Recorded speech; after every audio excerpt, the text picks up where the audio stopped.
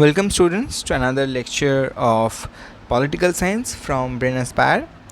So, today we are starting with political science and the first chapter of our political science, which is power sharing.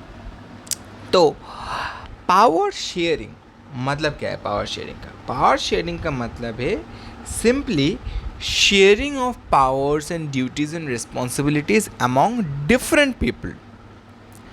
अब पहला जो question आता है इसमें कि क्या पावर एक इंसान के हाथ में रहना चाहिए या फिर एक ग्रुप के हाथ में रहना चाहिए या फिर शेयर करना चाहिए. मतलब समझो कि तुम्हारे स्कूल में क्लास में क्या एक मॉनिटर रहना चाहिए या तीन लोगों का एक टीम ऑफ मॉनिटर्स रहना चाहिए या फिर दो लोगों का एक टीम, इधर दो लोगों का एक टीम, इधर दो लोगों का एक टीम, ऐसे तीन डिफरेंट टीम बना के लोगों के अंदर शेयर करना चाहिए. या फिर क्या क्लास में कोई मॉनिटर ही नहीं रहेगा, सब अपने अपने अपने अपने अपने अपने ऊपर चलेंगे. क्या होना चाहिए, किसके पास पावर होना चाहिए? अगर ये क्वेश्चन हुआ तो कुछ लोग तुम बोलोगे कि एक ही मॉनिटर होना चाहिए, कुछ लोग बोलेंगे तीन, कुछ लोग बोलेंगे तीनों का ग्रुप, कुछ लोग बोलेंगे दो का ग्रुप तीन, कुछ लोग बोलेंगे कोई भी मॉनिटर नहीं रहेगा, सब लोग अपने अपने ऊपर है, सब अपना अपना मर्जी कर सकते हैं, सभी के पास इक्वल पावर है, ऐसा लोग बोल सकते हैं. मगर इन रियलिटी बड़े बड़े जो देश होते हैं, ठीक है, जहाँ पे बहुत बड़ा पॉपुलेशन होता है, बहुत लोग होते हैं, वहाँ पे अगर हम ऐसा बोल दें कि तुम सभी लोग अपने अपने ऊपर है, कोई कुछ भी कर सकता है, तो क्या वो एक स्टेबल कंट्री बनेगा? मतलब सोच लो ना, आज इंडिया में ही सोचो, इंडिया में अगर हमने ये किया और सभी लोग अपने अपने तरह रह रहे हैं तो कितना केओस हो जाएगा, है ना? क्योंकि आज कोई चाहेगा कि यहाँ पे एक ब्रिज बनाओ, तो कोई चाहेगा वहाँ पे ट्रेन का संख्या बढ़ाओ, कोई वहाँ पे चाहेगा कि बस का टिकट फेयर कम कर दो. मतलब पूरा केओस हो जाएगा, कोई भी कुछ भी करने लगेगा और लोगों के बीच में भी प्रॉब्लम्स होने शुरू होंगे, मारपीट होगा, दंगा होगा, पूरा देश ख़त्म हो जाएगा.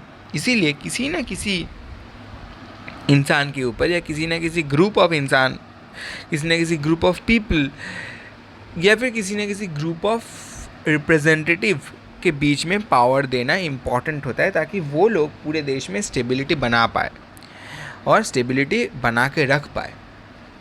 इसीलिए हम करते हैं पावर शेयरिंग. ना, ये पावर शेयरिंग समझने के लिए हम बेसिकली दो चीज़ समझेंगे, ठीक है. एक, पहले हम बेल्जियम का डाइवर्सिटी, वहाँ पर सिचुएशन क्या था वो समझेंगे. उसके बाद हम श्रीलंका का सिचुएशन समझेंगे.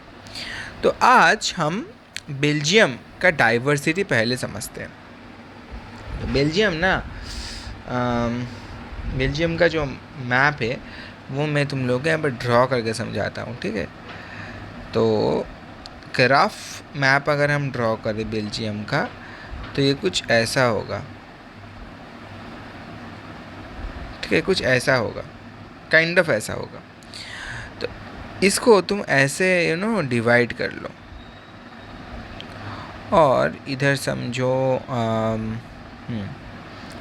यहाँ पे समझो एक अलग टेरिटरी है, यहाँ पे समझो एक अलग टेरिटरी है और यहाँ पे बीच में ये कैपिटल है, ठीक है. ये कैपिटल है ब्रसल्स, बेल्जियम का कैपिटल है ब्रसल्स है ये वाला कलर.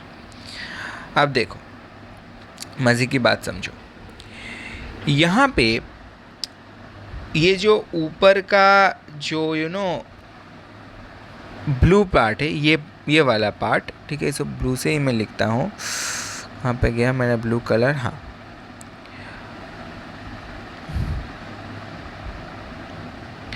ये जो ब्लू कलर है, ब्लू कलर का रीजन, ये रीजन ना फ्लेमिश रीजन है. इस फ्लेमिश रीजन में डच स्पीकिंग लोग रहते हैं, डच स्पीकिंग, और ये अराउंड 59% है, ये पूरा 59% है, सिर्फ ब्लू पार्ट. अब इधर नीचे अगर तुम देखोगे, ये पार्ट है ना, ये कलर, ये है वलोनिया रीजन, और यहाँ पे फ्रेंच स्पीकिंग लोग रहते हैं, फ्रेंच स्पीकिंग लोग, और ये कितने परसेंट है? 40%. अच्छा रुको, इधर थोड़ा प्रॉब्लम आ रहा है।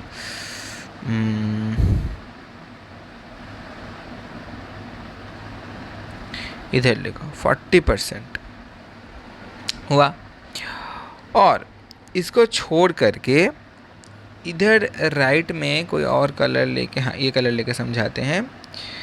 राइट में यहाँ पे ना एक थोड़ा सा ऐसा पार्ट है, यहाँ पे थोड़ा सा, ज़्यादा नहीं, ये कुछ पार्ट है जहाँ पे जर्मन स्पीकिंग पॉपुलेशन रहता है। कितना? 1%। कितना? 1%। देखो मेंशन जर्मन स्पीकिंग पर्सन 1%। अब ये जो हम लोगों का कैपिटल सिटी है ब्रसल्स।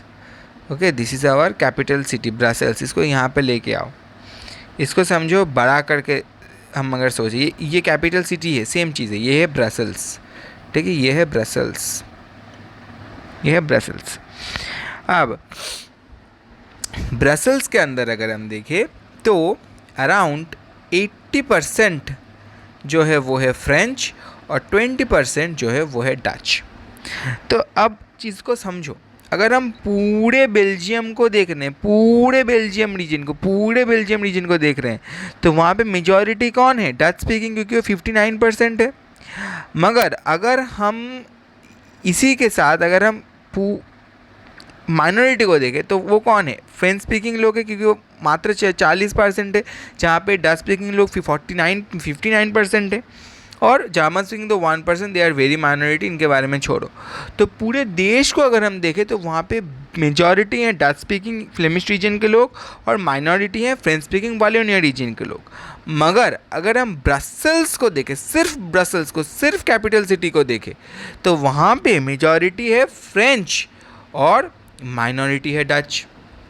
समझ में आ रहा है? मतलब पूरे देश में मेजॉरिटी है डच, मगर सिर्फ कैपिटल सिटी ब्रसल्स में मेजॉरिटी है फ्रेंच।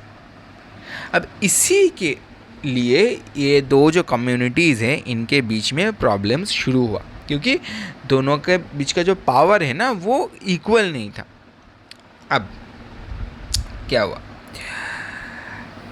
बेल्जियम में बहुत सारे एथनिक इश्यूज़ हमें देखने को मिला। अब इसके वजह से ये जो फ्रेंच स्पीकिंग कम्युनिटी था, ठीक है, ये ना थोड़ा ज़्यादा रिच कम्युनिटी था और पावरफुल कम्युनिटी भी था, क्योंकि कैपिटल के ऊपर इन लोगों का कब्जा था। इसके वजह से जो डच स्पीकिंग लोग थे ना वो इन लोगों को पसंद नहीं करते थे, क्योंकि उनको लगता था कि पूरे इकोनॉमिक डेवलपमेंट का जो एडवांटेज है वो फ्रेंच स्पीकिंग पॉपुलेशन को ही मिल रहा है। और इसके वजह से धीरे धीरे फ्रेंच स्पीकिंग और डच स्पीकिंग लोगों के बीच में टेंशन्स, कॉन्फ्लिक्ट्स बढ़ते गए। 1950s एंड 1960s में ये जो कॉन्फ्लिक्ट है वो बहुत बढ़ गया था।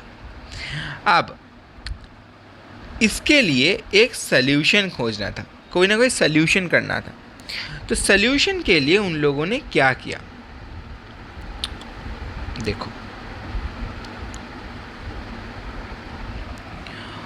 पहला तो 1970 से 1993 के बीच में बेल्जियम के लोगों ने अपने कॉन्स्टिट्यूशन को 4 बार अमेंड किया, 4 बार, ओके, 4 टाइम्स। तो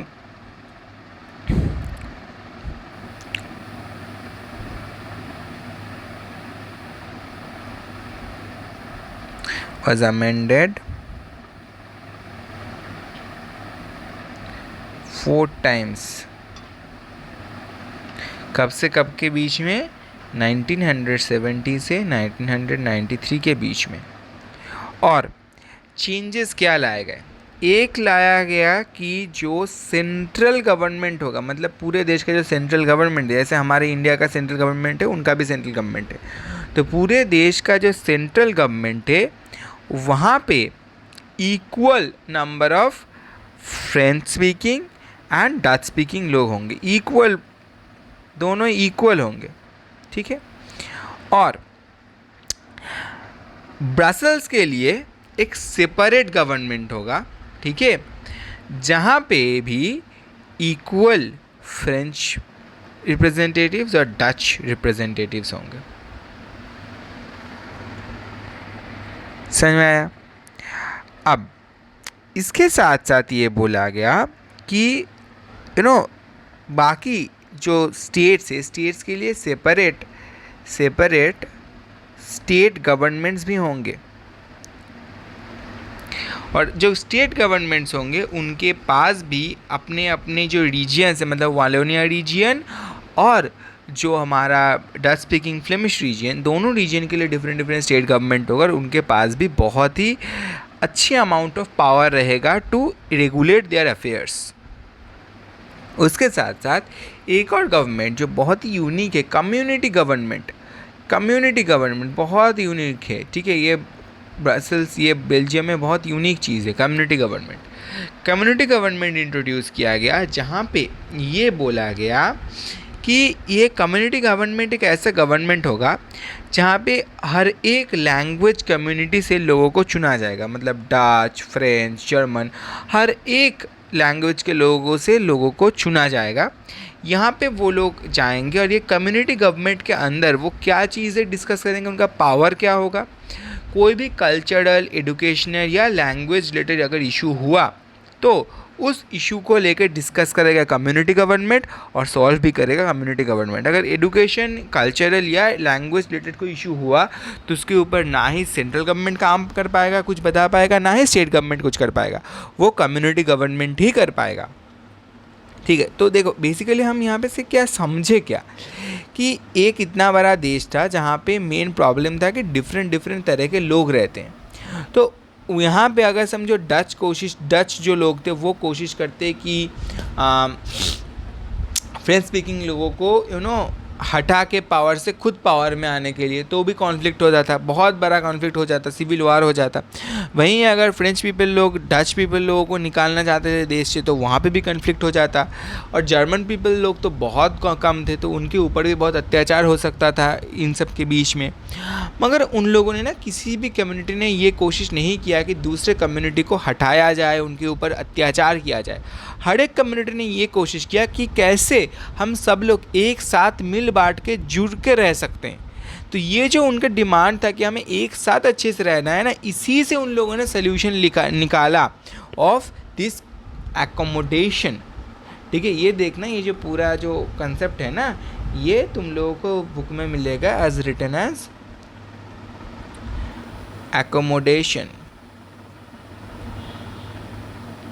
एकोमोडेशन इन बेल्जियम, ऐसे मिलेगा। अच्छा, जो भी हो, तो अब इसके बाद हम देखेंगे श्रीलंका में क्या हुआ और उससे क्या क्या प्रॉब्लम्स हुए नेक्स्ट क्लास में, ठीक है। आज के लिए इतना ही, thank you, meet you in the next class, see you soon.